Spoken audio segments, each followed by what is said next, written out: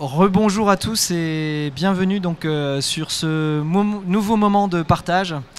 On a le plaisir en plus d'accueillir un nouvel organisme qui vient de nous faire confiance très récemment sur la région de Montpellier. Donc on est toujours en direct du congrès HLM de Nantes et donc on souhaitait donc mettre à l'honneur finalement cette confiance que vous nous accordez pour déployer cette plateforme numérique qui facilite et optimise la gestion des parcs immobiliers. Encore une fois, et on y est très attaché, plus que le produit, plus que la plateforme, plus que la technologie et la donnée, ce qui est important, c'est votre projet, puisque ces projets-là, ils sont d'abord inscrits dans une démarche d'évolution des métiers. Tout ça, bien sûr, pour les rendre plus efficaces et être aujourd'hui au plus proche d'une maîtrise de l'exploitation de vos bâtiments et assurer une qualité de service la plus performante pour vos locataires. Donc j'ai souhaité que l'on puisse vous accueillir et merci d'avoir accepté ce moment. On va pouvoir officialiser aussi le lancement de la plateforme puisque on a la signature du contrat qui va se faire en direct donc, de ce petit moment. Et puis monsieur le directeur général, donc, je vous accueille et la parole va être à vous puisque en quelques mots, donc, si vous pouviez déjà nous présenter Hero Logement dans son territoire et puis surtout nous expliquer en quoi la plateforme vient impacter la stratégie d'un organisme comme le vôtre. La parole est à vous. D'abord, merci de votre invitation. Donc, effectivement, je suis Gilles Dupont, directeur général d'Hero Logement, qui est le bailleur départemental du département de l'Hérault. C'est un organisme public de 15 000 logements qui est en croissance continuelle du point de vue de la construction, que ce soit en maîtrise d'ouvrage direct ou en VFA. Et qui est très attaché, vous l'avez souligné, c'est extrêmement important, à la qualité du service rendu aux locataires et à la qualité de la relation avec l'ensemble des parties prenantes dans l'acte de construire, de rénover et de gérer des résidences pour le bien-être du locataire. Et c'est vrai qu'à Hero Logement, on a pris le temps de la réflexion depuis 2 ans maintenant autour d'une stratégie numérique. Et la question de l'accessibilité de la donnée s'est assez vite posée et assez rapidement on s'est orienté vers l'étude et l'acquisition d'outils qui nous permettent d'abord s'assurer de la disponibilité, de la fiabilité de cette donnée, de sa capacité à servir d'aide à la décision, que ce soit à un niveau du directeur général, mais encore plus et surtout au niveau des gestionnaires de secteur, des personnes, des salariés de l'office qui sont au contact direct et quotidien des locataires et qui ont des exigences, et c'est absolument normal en matière de qualité de service. Donc cette orientation forte qu'on a prise, il faut d'abord la porter. Il faut la porter non seulement avec une DSI qui soit en capacité de le faire, mais aussi avec les métiers d'un office, et Dieu sait s'ils sont nombreux, dans la partie patrimoniale ou locative.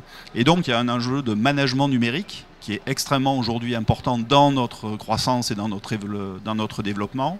Et de ce point de vue, l'analyse et la décision qui nous a conduit à retenir Intent Technologies pour nous équiper s'est fait dans cet objectif d'améliorer la qualité de service du locataire, la donner au service finalement de la qualité du cadre de vie et de la vie au quotidien. Et ça, c'est les métiers qui font le pont entre quelque chose de très théorique, de très virtuel qui est une donnée, et une décision qui rend un locataire heureux d'être dans son logement et dans son cadre de vie.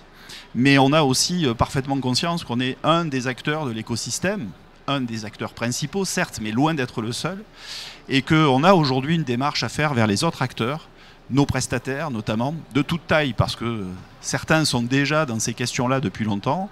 Pour d'autres, plus locaux, plus régionaux, voire parfois départementaux, eh bien, on a un travail de pédagogie, un travail d'initiation à faire avec eux pour pouvoir, à travers des DOE, à travers un certain nombre de documents, récupérer cette donnée et finalement valoriser, faire briller aussi quelque part le travail de nos prestataires dans leur capacité à nous mettre à disposition les éléments d'information dont on a besoin. Donc on est une chaîne. La technologie Intent fait partie évidemment de cette chaîne-là. Elle devra évoluer avec les acteurs de cette chaîne-là, parce que c'est aussi l'humain qui fait avancer ce type de technologie dans ses attentes. Moi, ce que j'ai apprécié dans votre démarche, c'est l'écoute des métiers, votre capacité à vous rapprocher de nos attentes et de nos besoins, et pas seulement de venir plaquer une technologie à un besoin que vous auriez ressenti sans l'avoir véritablement écouté. Et cette démarche d'écoute réciproque, elle doit continuer à nous guider au quotidien, à tous les étages de l'écosystème, maîtres d'ouvrage, prestataires, partenaires, constructeurs, promoteurs. C'est comme ça qu'on arrivera, je pense aussi, à faire face évidemment aux enjeux de transition énergétique et environnementale globale.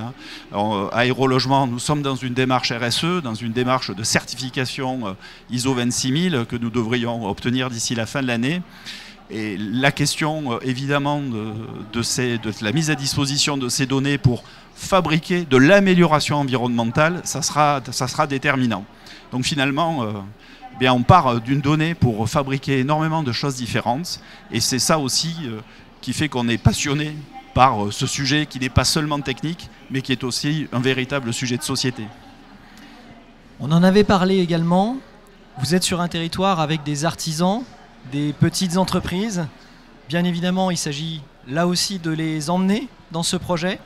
On a conscience que le tissu des grandes entreprises bénéficie déjà d'un certain nombre d'outils qui leur permettent de partager cette information sur leurs interventions.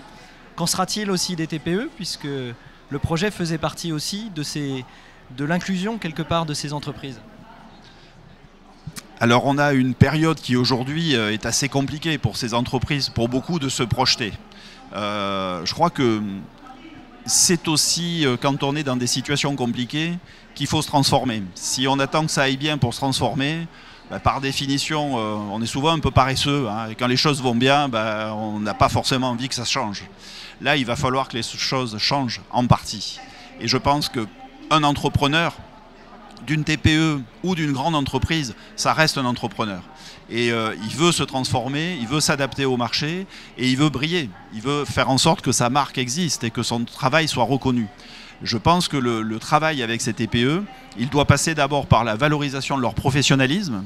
Finalement, la question de la donnée, la question du numérique, elle doit être au service d'un produit fini. Et si ce produit fini est de qualité, alors ça sera très facile de faire briller, de faire venir le champ des TPE sur ces sujets-là. Après, ça prendra du temps, parce que la question aujourd'hui de la survie de l'entreprise parfois se pose, on le voit, et donc c'est difficile dans ces moments-là de se projeter.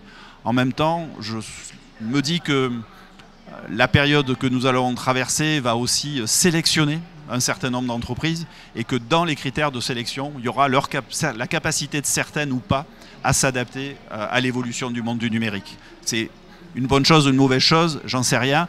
En tout cas, ça sera sûrement un critère un peu darwinien.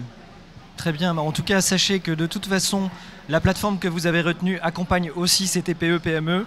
On y est très sensible. Pour nous, il ne s'agit pas d'accompagner uniquement les grands prestataires, mais aussi ces petites entreprises à rentrer dans ces logiques numériques que les organismes HLM mettent en œuvre. Encore une fois, au bénéfice des locataires, au bénéfice des salariés de l'organisme. Tout ça fait évoluer les pratiques. Et donc maintenant, il est temps de passer à l'officialisation de ce moment. Passons aux actes. Donc passons aux actes de la signature de ce marché.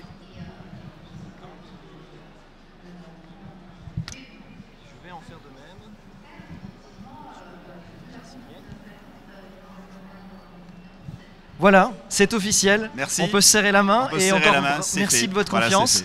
Et puis bravo pour ce moment.